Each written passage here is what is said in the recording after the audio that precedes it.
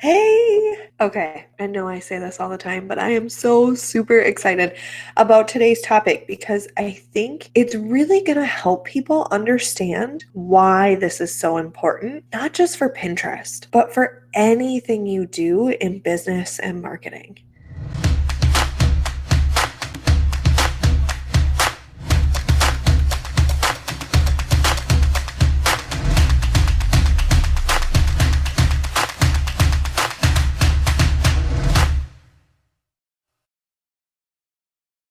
We are going to talk today about analytics, how to find your analytics, what numbers to watch, if you see certain things in your analytics, what to do about it, right? Because, knowing the numbers is great, but what do you do about it? I am Laura Reich of laurareich.com, and I am a Pinterest strategist. I help high performing business owners and content creators just like you guys implement content growth plans, outsource your visibility, and steadily grow your monthly income without those tantrums over tech or trading your sleep for success. I do this using my signature Pintastic Growth to Greatness framework implemented through my course program, my coaching packages, and my Rockstar Done For You services. So without further ado, let's make Pinterest profitable for you. All right, you guys.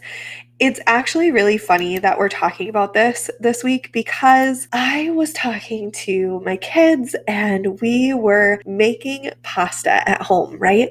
And the marketing saying don't just throw pasta at the wall and things like that, right? It's super funny to be able to relate some of those conversations back to business. And one of the things that we were talking about is my kid was like, the pasta, mom, it didn't stick to the wall. Because every once in a while, I will let them play around with it and have a little fun. And he was like, it didn't stick. He's like, so I should probably cook it longer. So he cooked it longer. And then that one didn't stick. And I was like, do you know what's happening? He goes, well, no, I don't. I said, did you check everything? No, I didn't. I said, okay, there's this fine line where you have to be in the middle of it, right? And you have to know, do I do this or do I do this? Based on what is in front of you. Same thing for business, you guys. If you sit on your marketing plan too long, it's not going to stick. If you don't have a fluid marketing plan, it's not going to stick. So you need to make sure that you know exactly where you are at and if that pasta is done to the perfect time where it will stick to the wall, right? And so that's what we're going to talk about today is, do you really know what drives your referral traffic? Do you really know what is driving those sales conversions? What is bringing in those new email subscribers? Because sometimes we see this, not even sometimes, we see this all the time, right? You will see the uphill battle and then the downhill slope and that entrepreneurial roller coaster. You'll see the ebbs and flows from month to month, week to week, and day to day. So when this happens, it's easy for a lot of us to just be like, okay, I had a really good week last week, and now I'm just down in the dumps, like I'm not getting anything. Or it's easy to jump to conclusions like maybe this product isn't what my audience wants, or maybe this service isn't a need that actually helps them. But the thing is because of that up and down, if you do that without looking at the back end, you're generally going to be wrong. And so I want to help you know that piece just for one, but then two, figure out with Pinterest specific, when you have a growth or a decline or something like that in traffic or sales or whatever, not to jump to conclusions, not to relate it due to something you just did recently or changed or whatever, but to focus on what actions to take going forward. And so one of the things we're going to do today is we're actually going to dive into looking at the back end of analytics. I know I've talked before specifically on what analytics to pay attention to, right? And so today I'm going to hop into a Pinterest account and I want to show you specifically how you can sort things to really really kind of figure out what's going on, what's actually working, what's not working, how to make changes, kind of that if then what happens next. Like if this happens, then do this, right? Without further ado, I will go in here and I'm going to share my screen to go through an analytics account. So let me get in here and switch this up. And now let's bring that in. There we go. All right, so I'm going to be down at the bottom. So some of it will be covered. I will make sure that I scroll up so that you guys can see everything. But I really want you to look at this, right? So we're in a 90-day view. One of the things that I want you to pay attention to is that you have overview here. And we got to this page just by going from analytics to overview, right? You have other things. Audience insights is really helpful to see what kind of topics and things your audience and the general audience are looking for. And then you can also go to trends right here, which is super cool too. The overview for this account, this is a food blogger account. You can see from August 21st of this year, it was 697,000 impressions, almost 698, to about November 15th, a few days ago, was 1.32 million. So you can see this steady incline, which is what everybody looks for, right? But my thing is impressions isn't one of those numbers that you really want to care about. Okay. And so what I'm going to do is I'm going to show you, if you look at the content type down here, if you've ever run paid ads before, that's going to affect how things look. So you're going to see an all organic and paid and earned. We've not done paid and earned on this client account before ever, right? And so you'll see that flat line. So we know that we can be an all and see only the organic. If you've ever tested ads before, that is going to drastically change the look if you are in content type all. So make sure that you're in organic. The other thing that's going to change is if you want to focus specifically on one thing, right? So we have Instagram in here.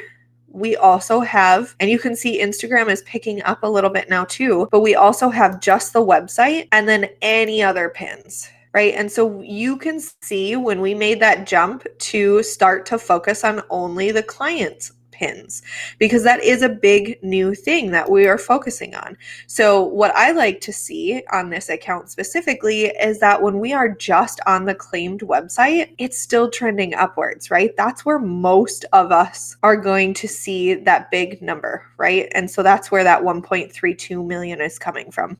You can see though on here, I don't want to focus on impressions. I want to focus on a few other things. There are three things that I want to focus on, right? I want to focus on engagements. This is still a vanity metric, but you'll notice if your engagements on the account are trending upward, so will the rest of your analytics, because engagements mean that they are pulling it closer, that they're looking at it, that they're actually taking action on it. They're clicking on it to pull it closer. They're saving it. They're sharing it, things like that, right? So that number I want to just keep in the back of my mind. If I have engagements that are going up, but I don't have link clicks that are going up, that's one of those things where you look at that, if this, then that, right? Maybe they're pulling your pin closer to look at it, but they don't know the action to take. So they're not actually clicking through that pin. That's going to tell you a big identifier on what should I be changing? Should it be in the description? Should it be in the image, right? So the engagement score overall, for those of you who are asking about it right now, says engagement score is basically how engaged your followers are with your account divided by the amount of repins from all your pins. And so the thing is, it's basically, let's break it down this way, right? The total number of engagements on your pins. This includes saves, this includes close-ups, this includes link clicks, this includes if they swipe through your carousel or your story pin, things like that. And so that's really going to be a big identifier for you. Like, it's going to help you understand the overall performance on your account to know like what is working and what is not working, right? What can I do to increase the amount of engagements based off of the amount of pins that I am putting out there? the amount of content that I am putting out there, okay? Okay, so close-ups, the total number of people or times that people have viewed your pin close up. So you see that feed of all the pins.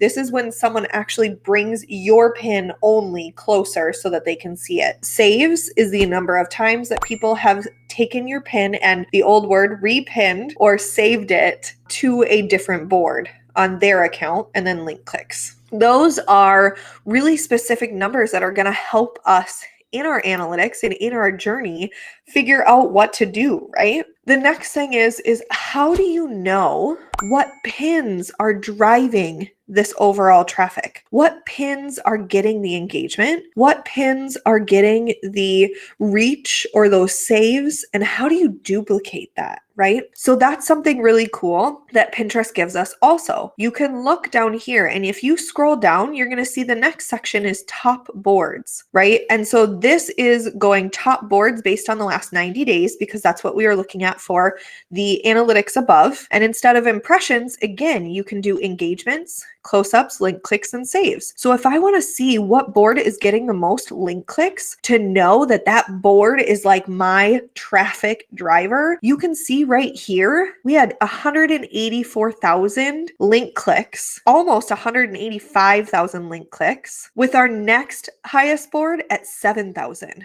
Right? That's a huge jump. So that tells me this board is absolutely killing it. And we need to make sure that we continue to put our best content on that board so that they can continue to consume and engage and repin with us, right? So that's one of those big things that helps us understand and plan out our strategy based on what's actually already happening on the account. Right? And so that helps us just know, like, yeah, we want to be on this board here. These are our top 3 boards. So we can even continue to go on and look at, okay, what's our lowest board? Is it a board that we just started? Like gluten-free recipes in the last 90 days has only had 92 link clicks. Gluten-free living. So maybe our audience doesn't care so much about gluten-free. Or maybe we need to look into what words are we using? Are we actually targeting the right things for these boards? All right, so the last thing that I want to show you is the top pins. This is one of my favorite sections. The reason it's one of my favorite sections is because, again, you have the ability to figure out what pin designs, what descriptions, what call to actions are really actually truly driving traffic for you, right? And so if you go into here and you look at impressions, you can see engagements, close up. I'm going to do links. So if we look, link clicks, this is still sorting by 90 days. This is one of her top pins. It's White Christmas Margarita recipe. It was created back in September that we helped her with, and December. So we have recycled it, right, from December to back in September again. We started in September for the upcoming holiday season, and it is her number 1 traffic driver right now. The one we started in September to recycle it for her is at 74,613 link clicks. That's so awesome, right? So take a look at that design. Take a look at the words that are on there. She has some great graphics on there. The different colors, the fonts are all very similar. It's easy to read. So now we take that and we can even click on this right here and it'll open that pin up in a new tab for us. And so I'm going to switch that tab so you can just see. So this is the pin, right? So then we could look at, okay, we know it's a rich pin because she has the ingredients listed here. We know that this has an awesome description right here.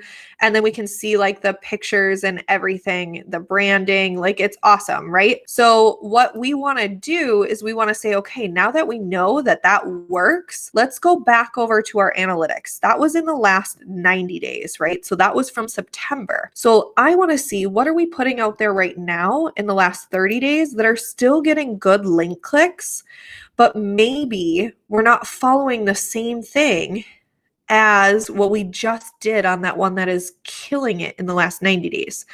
So you can see this, this pin right here has gotten 60 link clicks, right?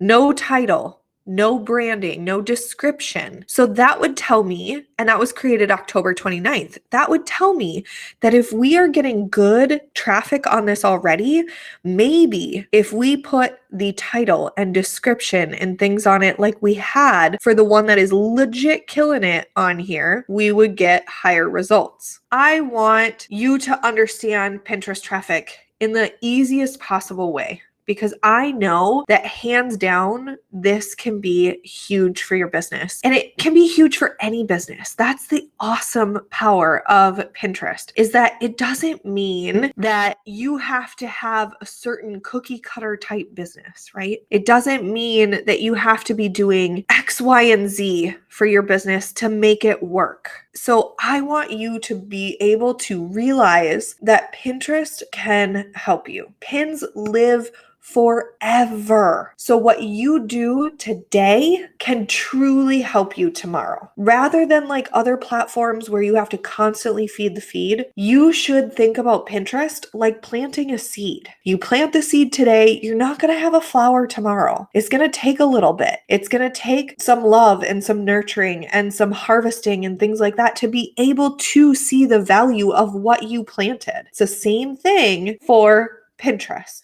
All right, you guys, thank you so much for hanging out with me today. I am so super excited to see how you can go through your analytics and how this helps you with your strategy online. Let me know if you guys have any questions, and I will catch you guys all next time.